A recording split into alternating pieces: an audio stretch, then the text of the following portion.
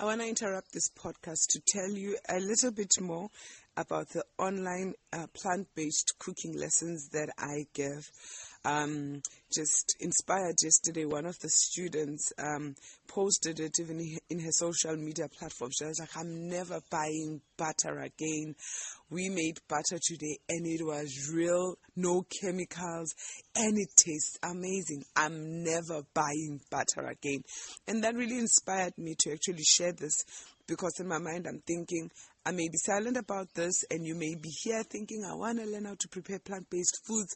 I want them to be healthy and palatable, but I don't even know where to begin. So if you are interested in joining our online course, you are free and welcome to do so. It costs as little as $250 for a month. This is hours and hours of videos that have been recorded so that you can, in the comfort of your own home, watch and follow and make the recipes. We also have live sessions where you get to ask questions and answers, where I get to explain how the whole training actually goes. We do not only do butter. I know somebody's thinking, oh no, they're going to learn how to make butter and bread. But we actually teach you all different types of foods. So we start with breads, the 1 month, then we move on to cereals. We'll teach you how to make your own plant-based cereals that are healthy with the healthy sweeteners, not sugars, healthy sweeteners instead of the processed sugar.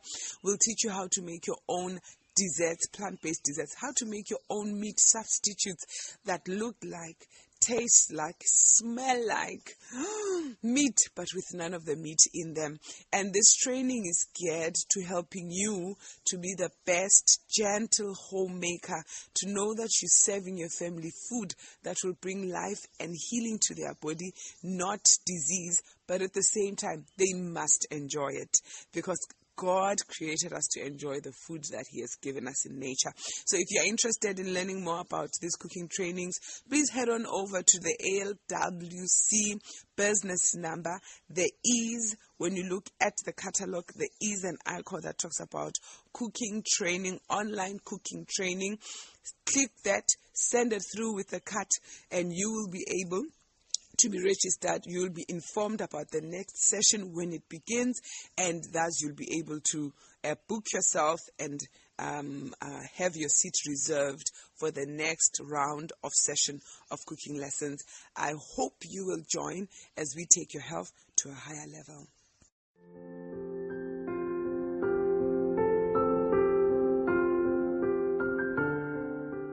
I am Sharon Teliza, a wife, a mother of 7, a gentle homemaker, a medical missionary who lives in rural KZN.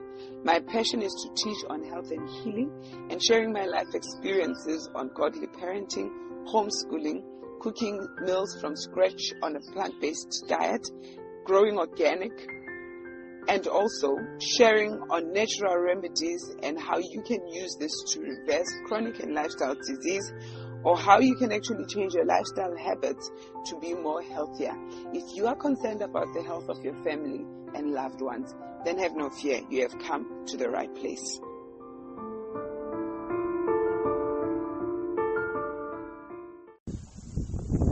Hello everybody, and welcome back to the show. I'm so glad that you are with us on this. For me on this side, it's quite windy and chilly. Yes, I know I'm saying chilly in KZN, but it is funny.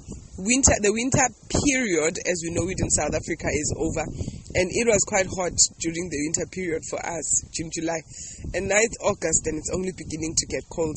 But we are just so grateful for life, and that we are here to help each other make it through this life here on earth.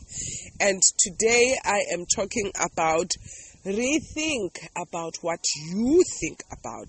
Rethink what you think. You know, we never stop to think about what we think. And the reason why I chose this topic, it's because of the series, the 2-part series I just came from on depression. I did say that I'm going to touch on certain aspects of depression just to give a bit more of detail, because these are the aspects that I have found in my work of counseling that you need to work on these thought patterns when you work with people. And if you don't help them change or shape how they think, your work in depression. Before I used to just believe, just give people remedies, give them St. John's wort, give them GABA, give them this. And you would give them that and then meet them a year later, and they're still stuck in those negative thoughts that lead them to depression. So then I realized that over and above the remedies you give people, you also need to give them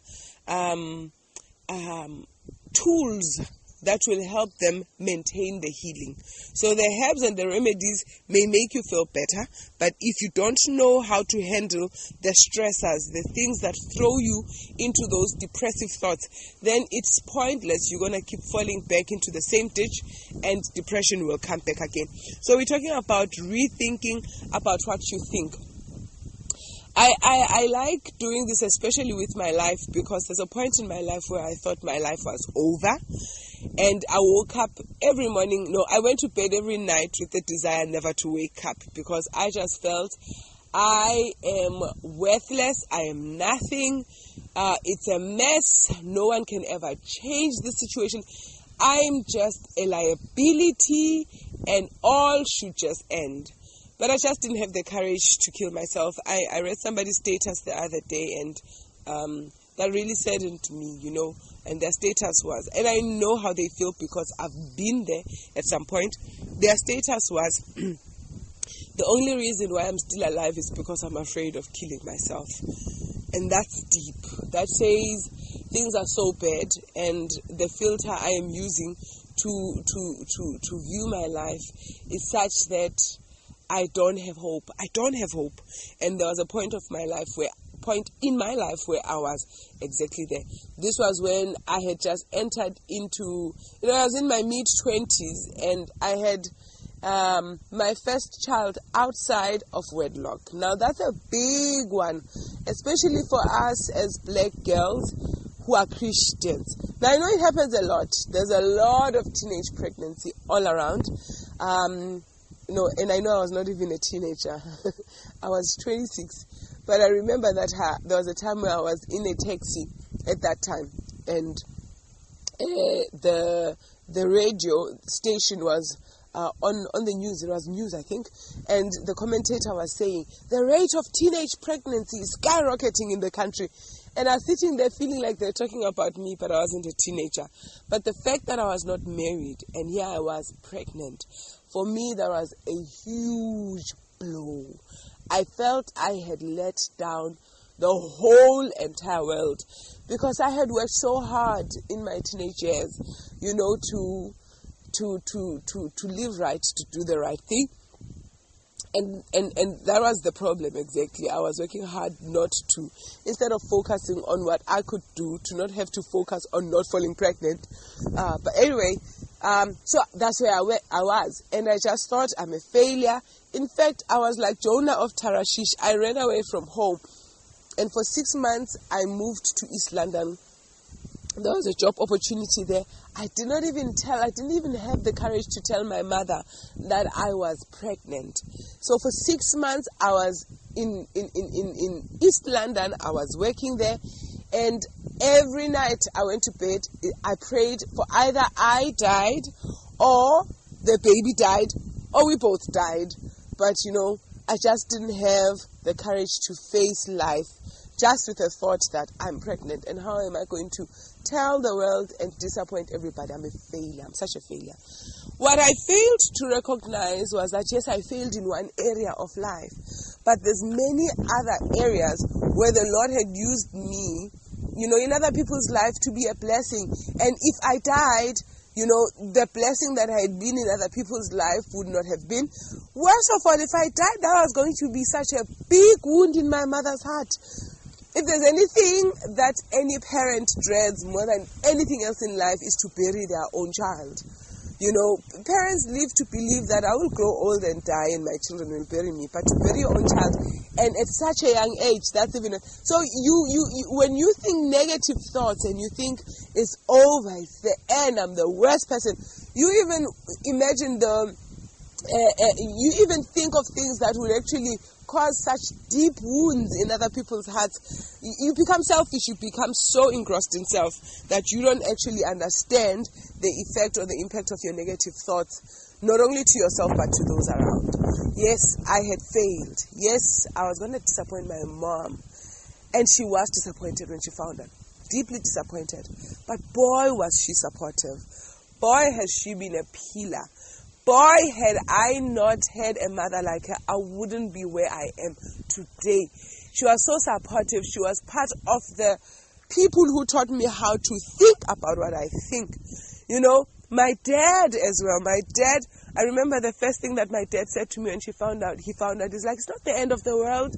It's okay. Yes, you made a mistake. You can pick things up and do things right again. The good news is, look on the bright side. At least you had finished with your education.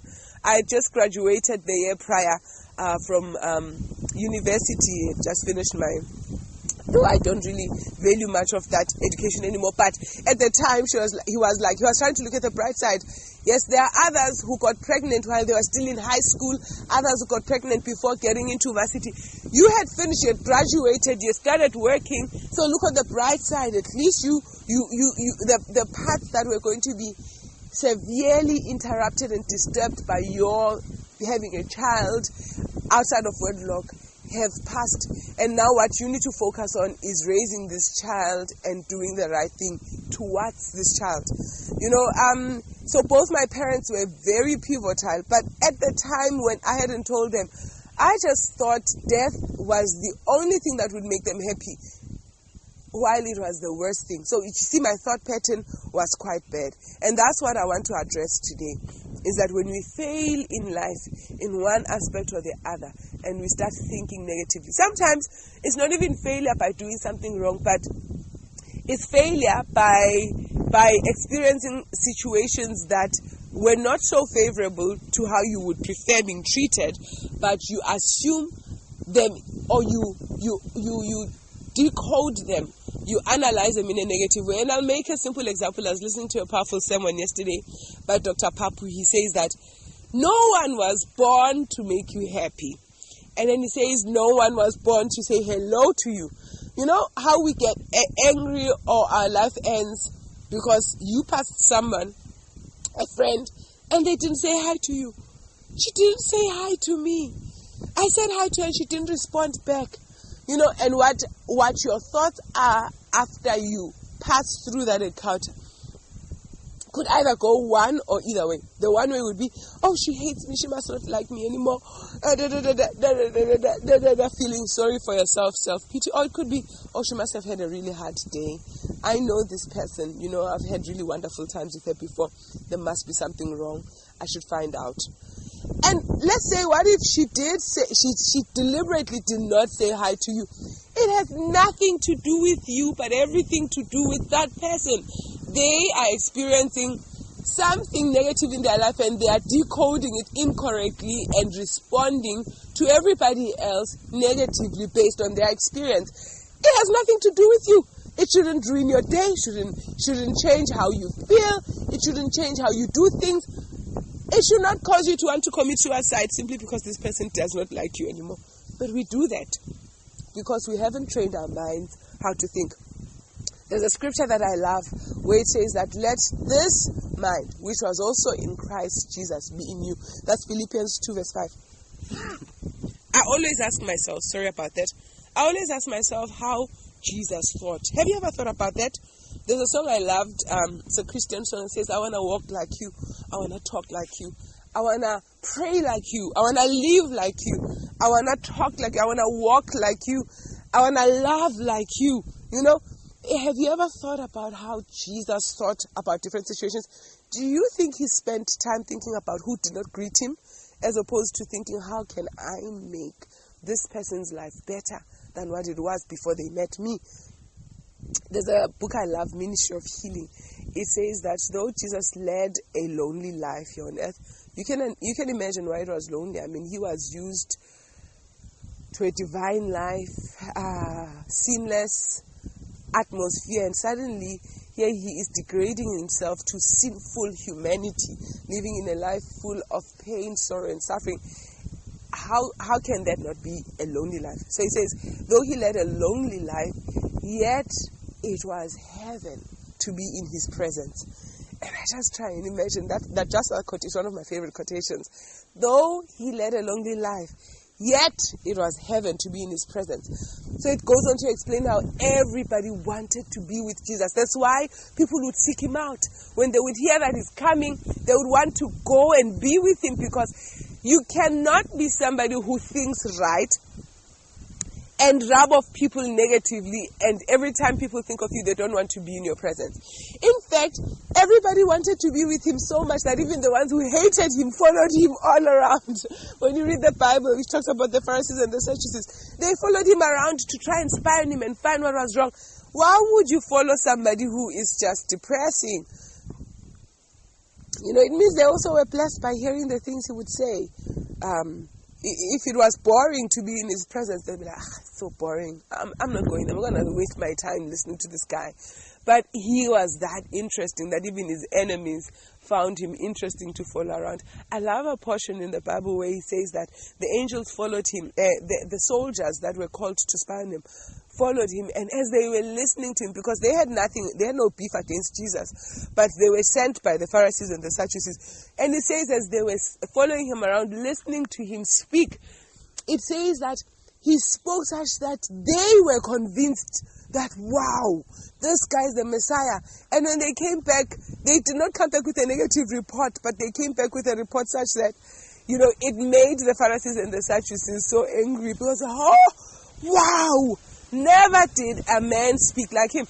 But can you speak like that with negative thoughts? I don't think so. So if there's one powerful, perfect example of what a person with a right thinking pattern is, it would be Jesus himself. Jesus displayed the power of having control over your thoughts even while he was hanging on the cross and they were spitting at him after they hit him and put a crown of thorns on him and persecuted, falsely accused him, told him they hated him, and still he could say, Father, forgive them, for they know not what they do. He wasn't thinking about himself, he was thinking about others, because he had accustomed and trained himself to think the right thoughts. So I want to just practicalize this now and bring it back to someone who's struggling with depression. Here's a thought I want to throw at you.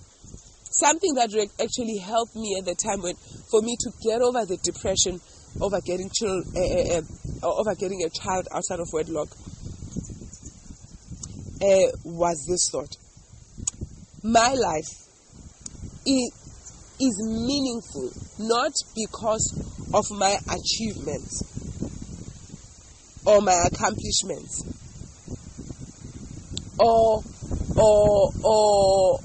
what I do for others.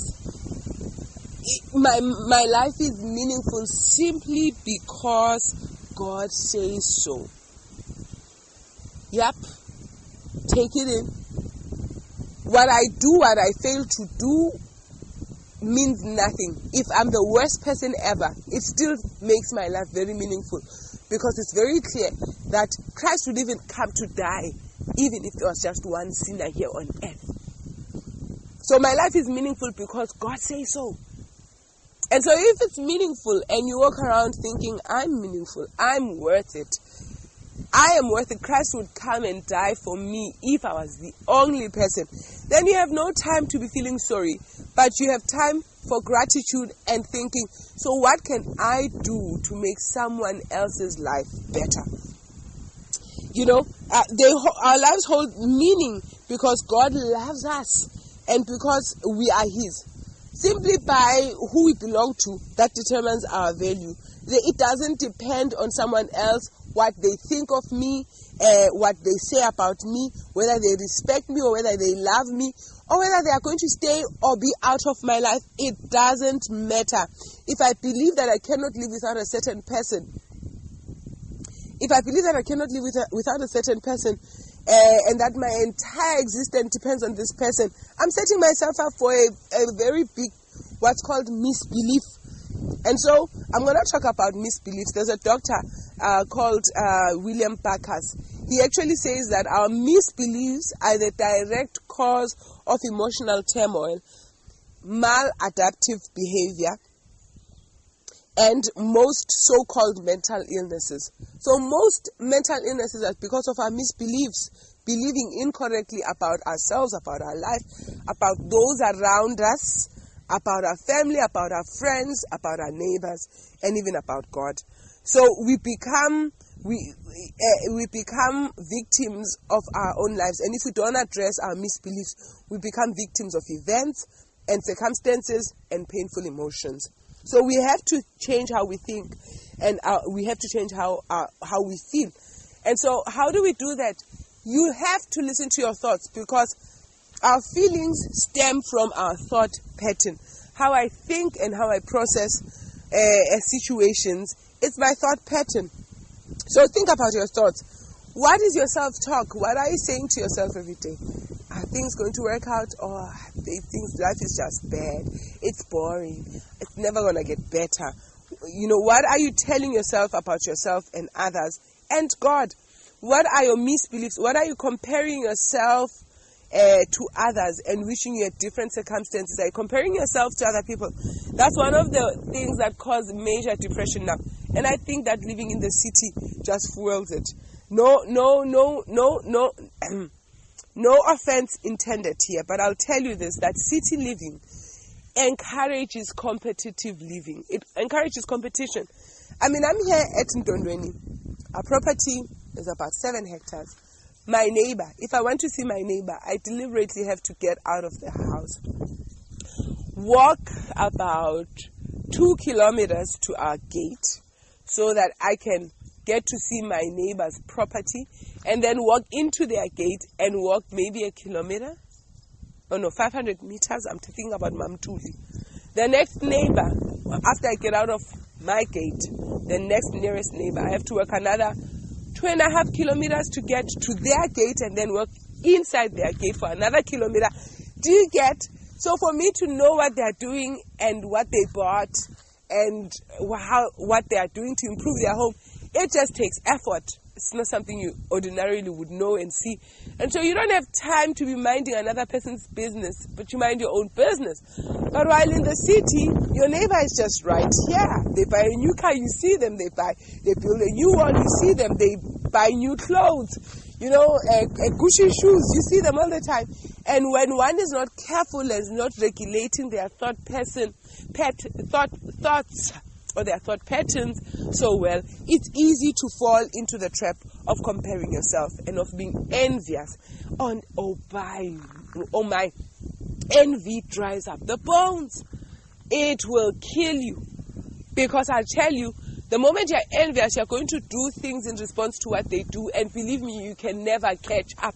Because you don't know their script. You don't know the script that God has for their life. You don't know their bank account. They may be living their own lives and doing what they see fit for themselves, but you are going to be living your life trying to catch up. They bought a new car, let's buy a new car. And just when you buy a new car, then they buy another car, and you don't have the money to buy a new car.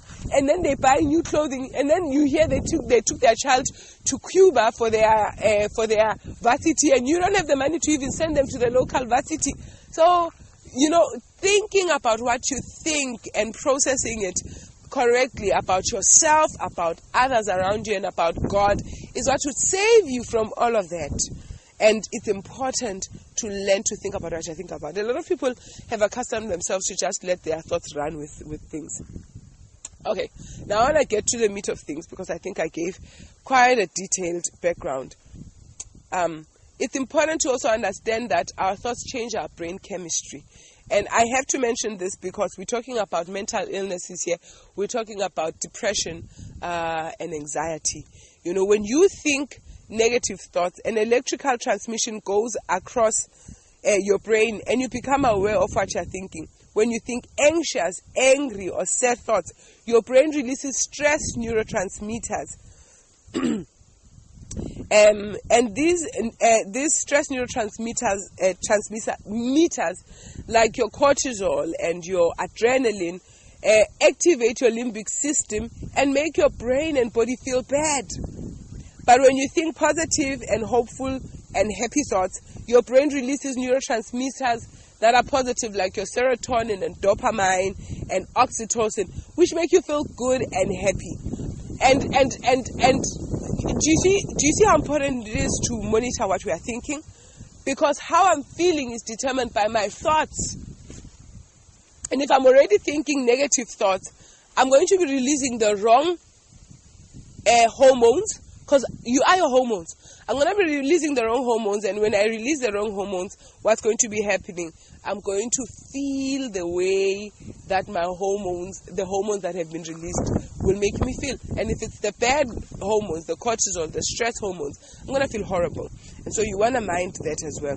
Then there's also EQ that you need to take into place.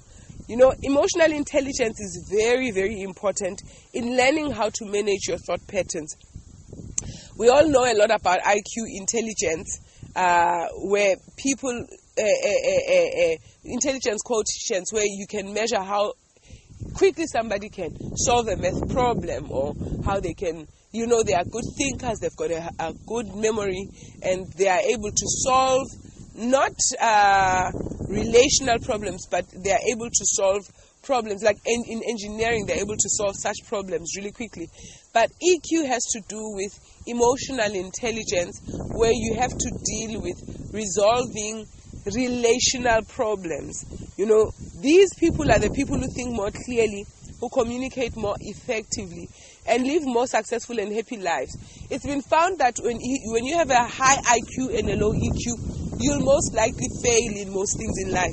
But if you have a high EQ and a low EQ, a low IQ, you'll most likely make it, because you are tenacious and you're able to pick up that I'm really not so good in coming up with solutions, but I can work with people. You know how to mobilize intelligent people to help you solve problems, so you are most likely to succeed in life. If you have both of them high, you are even better off. You are an asset wherever you are, and you are a blessing. And that's what Christ was. He had a high IQ and a high EQ. And what are the key elements in a high EQ person? Someone who has a high emotional quotient. You know your emotions. You need to know your emotions. I'm feeling upset. I'm angry. I'm happy. I'm content. You know, you need to know your emotions. Manage your emotions and don't be managed by them. Manage them. I'm feeling upset because my husband left the bathroom floor dirty. As I've been telling him over, I don't like it. But that doesn't mean I now need to take it out on the children.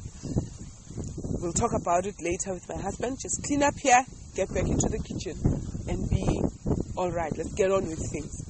Oh, I'm so upset. He always does this. He always does this. He just wants to make my day bad. He's just out to get me. He just wants for me to be... He wasn't even thinking about you. It's the bad habits he's cultivated over the years. And so you come out of the bedroom and you meet the children. They've also thrown their bags. See, you guys, everyone in this house is working against me. You just want my life to be miserable. And I don't like it. And I'm going to have a bad day. You know, and that's a lack of managing your emotions. Recognize your emotions. Recognize the emotions in others. You know, so coming out, you've just, okay, it's my husband, he's done this. I've spoken to him, we'll sort this out later. Let me clean it up.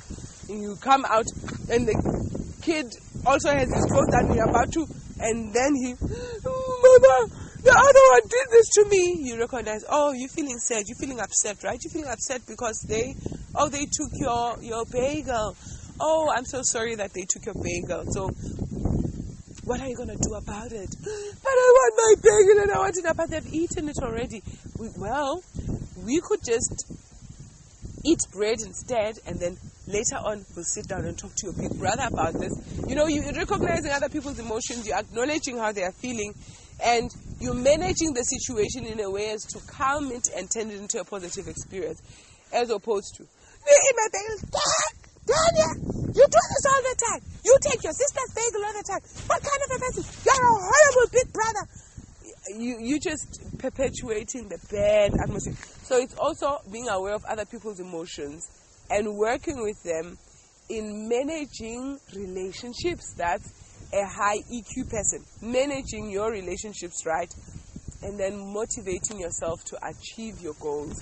That's a person with high EQ. Most people with high IQ, you find that when it gets tough, they give up along the way. But when you have high EQ, when the going gets tough, the tough, what do they say? When the going gets tough, the tough gets better. Let me not try to say things I don't know. But you push on, and you're able to achieve your goals despite the circumstances. So many things that we learn here in the country with my husband. We are currently installing sliding doors in the bedrooms. Boy. So we are building our home, and we've decided we're going to do all of the work that we can do and only hire out the work that needs a specialist that we cannot do. And so we watch videos on YouTube that describe how to put a sliding door on, and we're like, easy peasy. Sorry. They say the opening should be square. Let's check out square. And then what? You just drill this down. Okay, you put these frames together and you drill. We can do this. We spent the whole day yesterday working on this. We're putting the sliding door in our bedroom. It was 6:30 at night. It's dark now outside. Ndondoni is quite windy in the evenings. It's windy and I'm cold. And if you hear me, I'm recovering from a cold because of the changing weather. And I'm cold, and we've removed all of the wood that so we had built a wooden wall where the sliding door needed to go in. So we've removed it because we thought there's no way. We started early in the morning. There's no way the day will not end without us having installed that sliding door. So we've removed that. We now need to just make sure we install that sliding door. Otherwise, we're sleeping in an open air bedroom in windy Ndondoni. And there we were praying. We watched the videos. We read the manual. We worked at it. Okay, the long and short of it, we slept in a nice, warm, cozy bedroom. Though the sliding door was not fully installed, the standing panel was installed. Now we need to install the sliding panel. But we just kept on thinking, no ways, man. If others can do this, we can do this. The video says it's quite simple. But our city minds, we're still changing. We're still adjusting to country living where you get to do everything for yourself. But our city minds that have been damaged by city, in the city you hire everything out. You don't even think or you don't even try. You just think, I need to. Because I remember when we were building back in Johannesburg, in my mom's home, we had so many sliding doors. And I don't even remember how one was installed. Because we just hired people. And they did it, and you just come back and you get the key and the doors are installed. And here we are, my husband lived all of his life, the city way, though this is their country home and they lived here with their mom when he was still a boy. But he used to come visit his mom. He used to live with his grandparents because of schooling, and when schools closed, he would come to his mom. Homestead here in Ndondoni, but they were quite affluent financially, so they had workers and they'd hired. So he would just come in. He says they would hire videos and just watch TV games and videos and movies the whole day. So he was living in the country, but he wasn't living the country life. And so here, so we keep saying this: these two city dwellers coming to changing over and learning country living. But we were determined we are going to install that door. And even now, as I'm recording this podcast, my husband is setting up. We are going to now finalize the installation of that door, and it's going to be in. And one day, God willing, if ever you come visit us, you will come and see our home with our self-installed doors, and you will know that it took us a day or two, but we did it. And when we achieve that, it's going to give us, we're going to release high levels of dopamine. Just having installed the one pain that was standing for me, that achieved high levels of dopamine, because for the first time since we've built this new house, I could wake up in the morning and see outdoors, in a large screen door. I love bringing the outdoors indoors, and so I was so excited about it this morning when I woke up. We didn't put a curtain on there, and my husband was thinking it's going to bring too much light early in the morning. And I'm like, bring on the light, then it means it's time to wake up. But it was just bringing all of these positive emotions. We did it. That's emotional intelligence. So we don't have a high IQ when it comes to installing a sliding door, but we have a high EQ in terms of believing that we can achieve this goal, and that's what's going to propel us to achieve it, even if we don't know how to actually do it. So I want to talk about the ABCs of unlearning negative thoughts. The ABCs of unlearning negative thoughts. The first one is listening to your thoughts. So A, it's alright. So we're going to be looking at the ABCs of changing your thought pattern. The first one is A. A stands for activating event. An activating event would be an unpleasant event that actually happens to you. So we call that a stressor. B is your belief about the event, or the activating event, or the stressor. And C are the consequences. So the reason people think distorted negative thoughts is that they believe they have little or no ability to influence their feelings. So they blame situations for the way they feel and act. But the good news is that although we don't do much about the activating events, like you can't control what happens to you. You can't control or what others do. You can't control that. But you have control over B, which is how you respond. Your beliefs about what they've done or what has happened, that's in your ball court, that's in your court. And so you also have control over how they affect you, the consequences that will come out. So your belief determines the consequences. Your response to what others do, or the stressor, determines the consequences. And we can do this by learning how to think and speak more accurately and responsibly. And I'm going to look at different examples to actually explain this to you. So before we look at those examples, I wanna give you 3 steps to changing your thoughts, and we're coming to the examples. Then we conclude our podcast for today. So the 3 steps to changing your thoughts is, firstly, you need to listen to your thoughts. So you've just had the stressor, the event that you have no control over. What do you think in that event? Look at the distortions or the misbeliefs in your thoughts, like, she didn't greet me, What are your thoughts about that? Number 2, argue against those thoughts. So this is the part where you have control over. This is the belief that you're actually building up about the event, which will lead to the consequence. Argue against those thoughts. Okay, is it right for me to think that they did this deliberately? Or no, but it could be that they're having a hard time, or they're having a bad day, So you argue against those thoughts. And then the last step, this is on the belief system, right? You replace the misbeliefs with truths.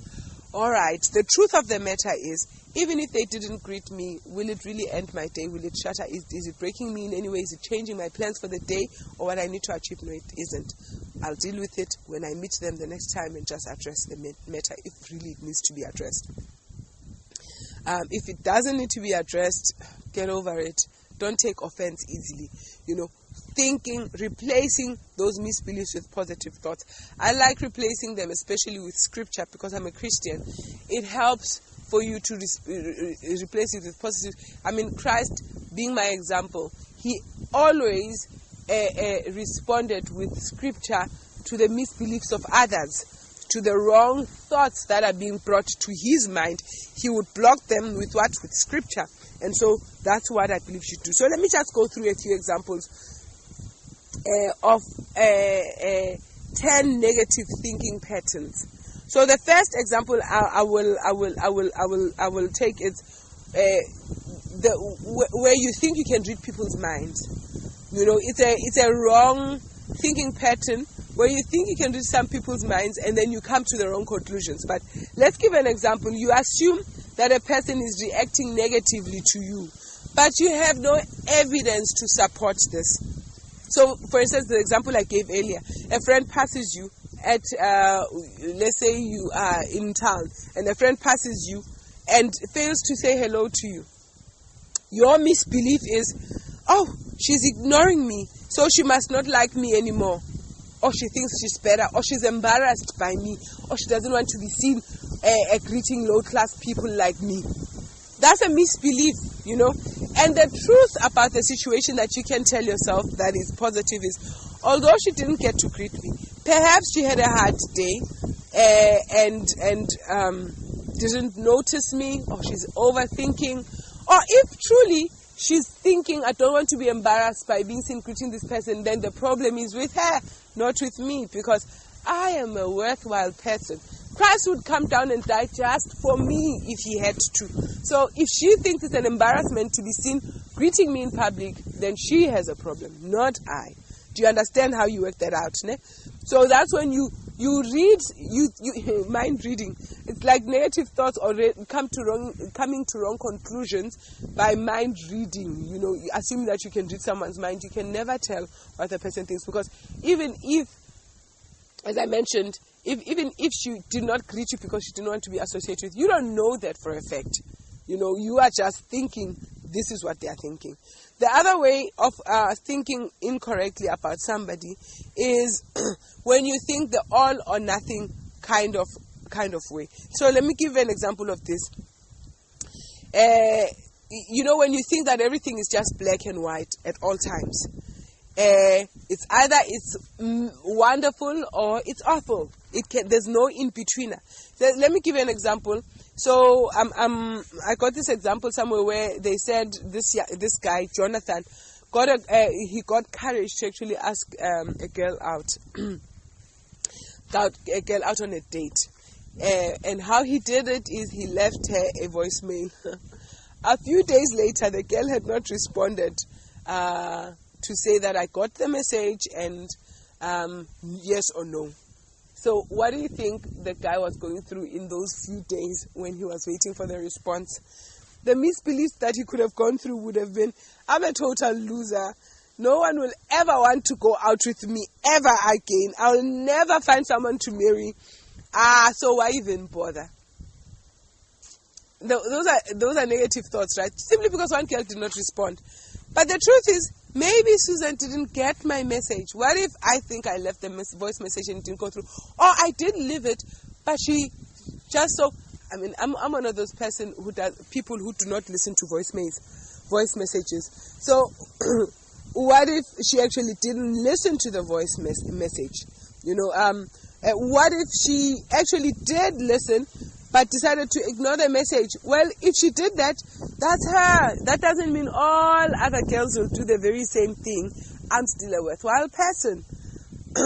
So it's not all or nothing type of situation. It's not black and white. It could be several reasons why this person hasn't responded. So find a positive way of responding. And perhaps maybe instead of calling and leaving a voicemail, you can then go directly to her and say, I sent you a message. Did you hear it? And this is where you'll get to know whether she heard it or she didn't or whatever. But that still does not affect you negatively as you sitting and thinking, I'm the worst person, I'll never find a date, I'll never get married, so why even bother? Then there's another example where they call it in psychology magnification or minimization. It's when we evaluate ourselves and other people in a situation by magnifying the negative or minimizing the positive.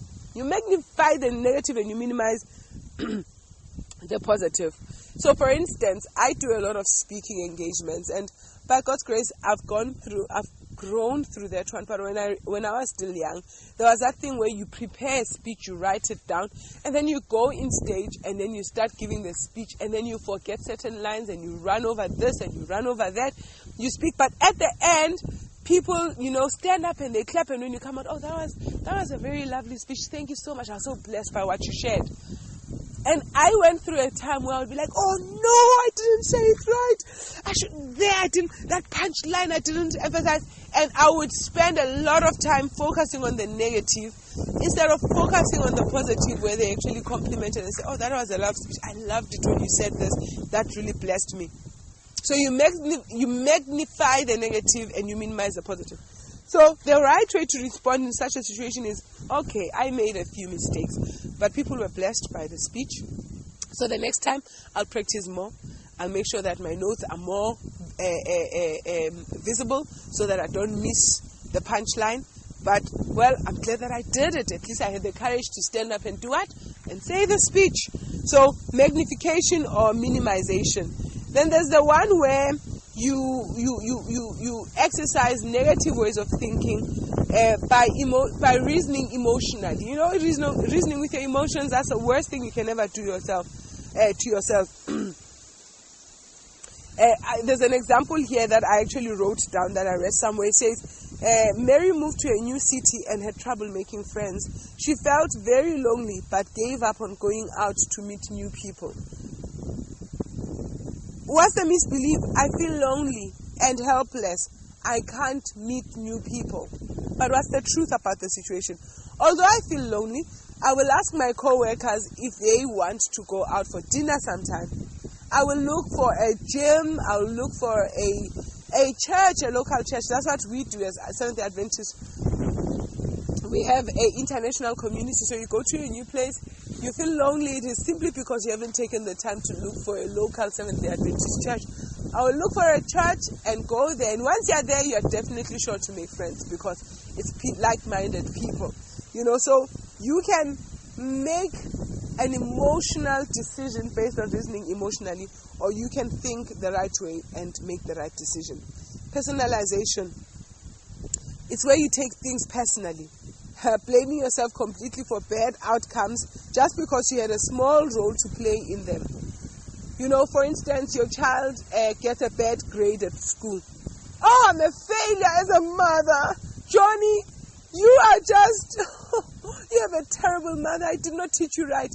No. Johnny needs a tutor. Johnny needs extra help. Okay, you know what, Johnny? We're going to spend more time practicing more math. I see you did very well in English, so you're acknowledging the positives. But I see you struggling with math, so we're going to spend more time on math so that we can help improve your grades there. You know, so don't personalize things. It doesn't. It has nothing to do with you. At the end of the day, not everything has everything to do with you. And then there's the mislabeling way of thinking. So you had a goal that you want to go on a raw diet for the week. I do that a lot, where I started juice fast and I say I'm going on a juice fast for 10 days, and life happens. My work spirals out of control. I miss a juice or two, and suddenly I'm feeling weak, I'm dizzy, and I have to eat. I can come out of there and say, I'm the most horrible person. I can never choose. I can never meet any of my goals. Oh, things just get so hard. I can never follow through. Or I can do what? I can look at the situation and say, although I failed, to actually continue with the juicing because I did not manage my time well or my schedule well. You know what? Tomorrow I'm going to start all over again. I'm going to try. And that's putting the right label on things, because sometimes there are circumstances that may derail us. Those are just challenges. You just find ways of jumping over those hurdles and then moving on to do what you want to do. Then there's the overgeneralization in terms of thinking incorrectly.